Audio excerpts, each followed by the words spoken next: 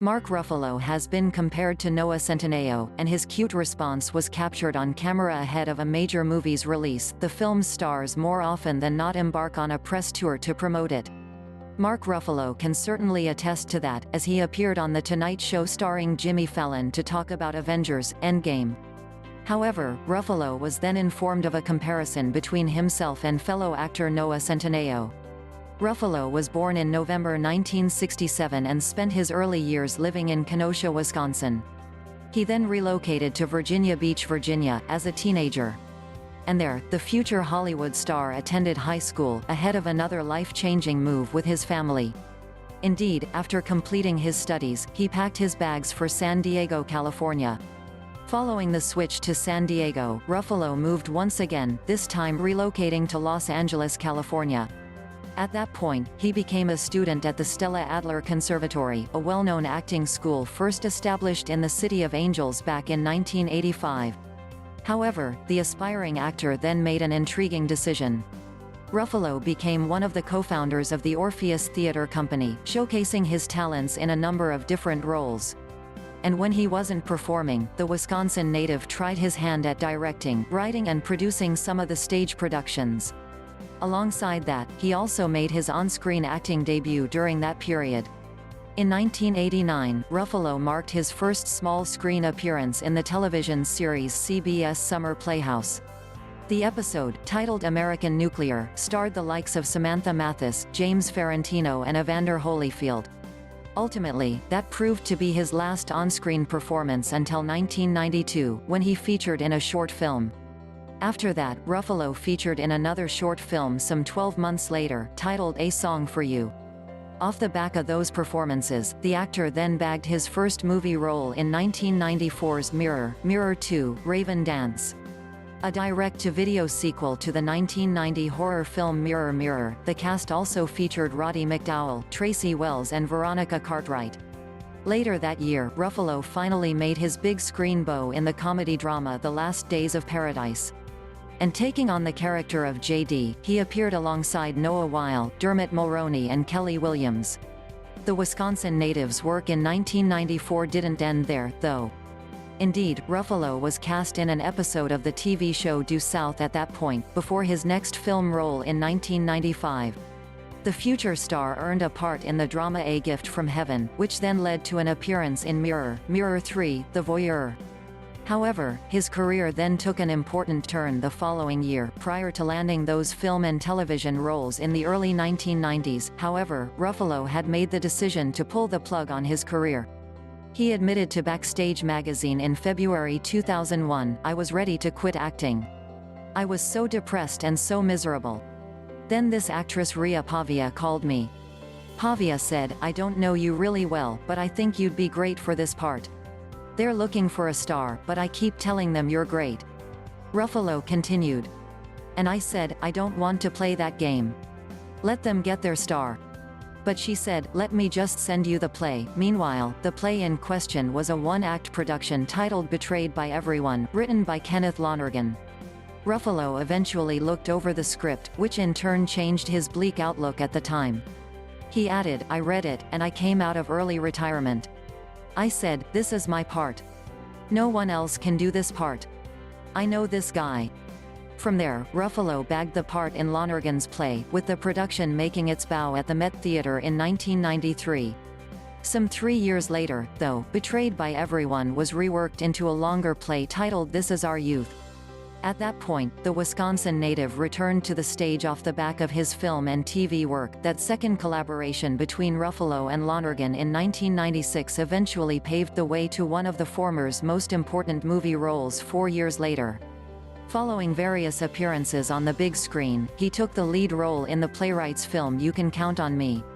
And the response to his performance was incredibly positive, changing the actor's career forever. After that, Ruffalo started to earn some major roles in Hollywood movies such as The Last Castle, Windtalkers and XXXY. However, 2004 proved to be a real breakout year for him as he featured in 4 notable films, showcasing his versatility. And it all kicked off with the release of Eternal Sunshine of the Spotless Mind. Taking on the role of Stan, Ruffalo starred alongside the likes of Jim Carrey, Kate Winslet, Kirsten Dunst and Elijah Wood in that movie. From there, the Wisconsin native took a role in the romantic comedy 13 Going on 30, before appearing in Michael Mann's thriller Collateral. His year didn't end there, though. Off the back of those performances, Ruffalo then starred in the romantic drama We Don't Live Here Anymore. Following that hectic year, the actor was well on his way to establishing himself in Hollywood, with some more big roles coming his way. Indeed, over the next few years he appeared in movies such as Zodiac, The Kids Are All Right and Shutter Island. A few months later, Ruffalo then joined a host of his fellow Marvel co-stars in the highly anticipated Avengers: Infinity War. By the end of that movie he was one of the few heroes left standing, with several other characters getting snapped out of existence by the villain Thanos.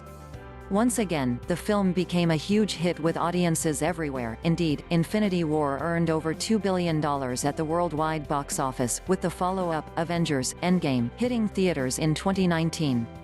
Due to that shocking ending, fans have been clamoring for the conclusion for close to 12 months, making Endgame one of the most anticipated releases of the year. Are you aware of the comparison that people are making between you and Noah Centineo?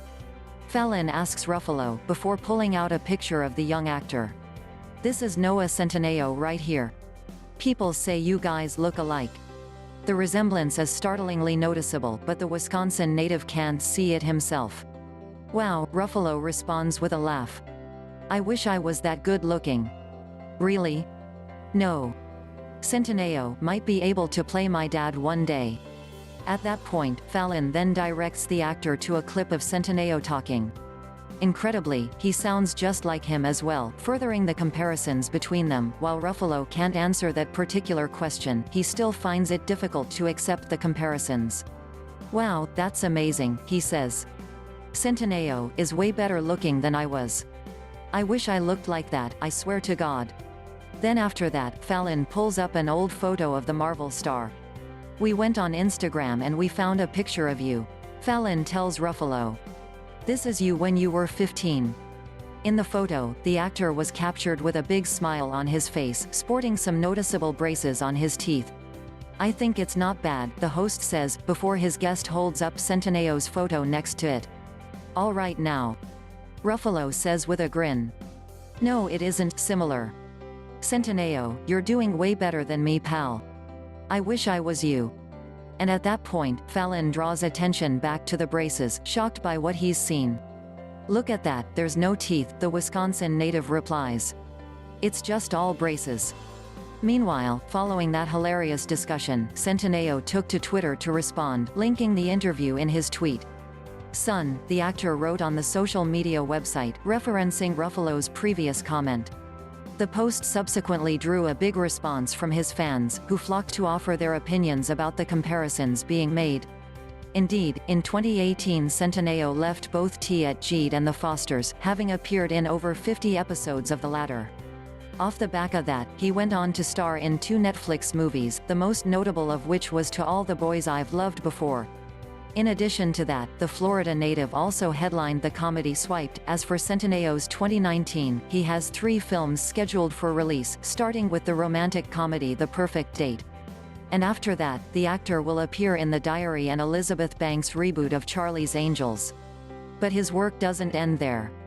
That's because a sequel to To All the Boys I've Loved Before is being readied for 2020. I love that guy.